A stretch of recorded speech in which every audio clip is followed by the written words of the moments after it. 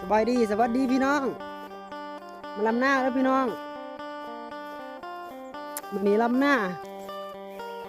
มาตรฐานให้พี่น้องเบิ้งลำหน้าอะไรประมาณ4-5 มื้อแล้วพี่น้องกำลังถ่ายเพราะว่ามันบ่มีเวลาหน่อยพี่น้องลำหน้ากับบุ้ยโคตรว่าหยาพี่น้องมันติดมันลมแห้งพี่น้องมันบ่มีเวลาโคลมแฉะลมว่าก็ละป่าด้วยไหม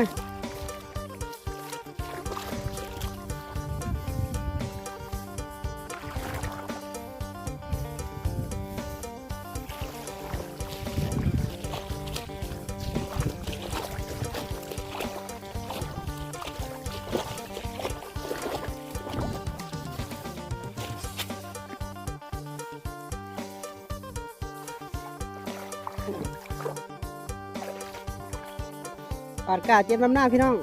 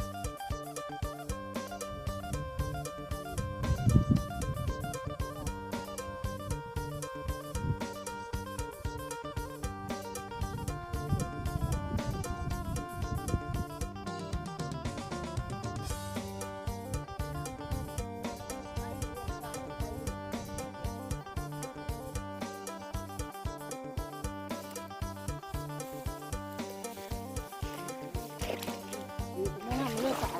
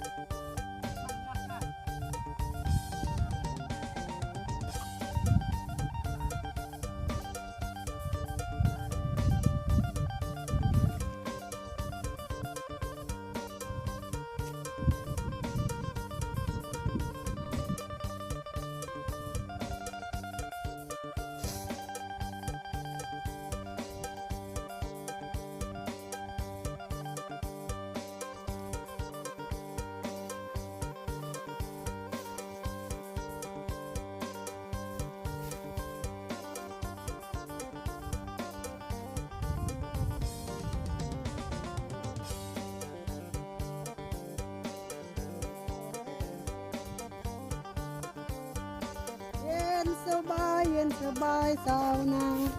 แล้วพี่น้องตอนนี้ก็เป็นเวลาเที่ยงนะพี่น้องพักเที่ยงพักกินข้าวเที่ยงพี่น้องไม่น่าที่เขาลำเนาะไม่ต้องแต่ประมาณนี้พี่น้องพักเที่ยงก่อนพี่น้องมือแห้ง แลดกันแลดพี่น้องไม่สบายจังไรเลยไปพักกินที่เขาพี่น้องพักกินข้าวเที่ยงเขาบายบายพี่น้อง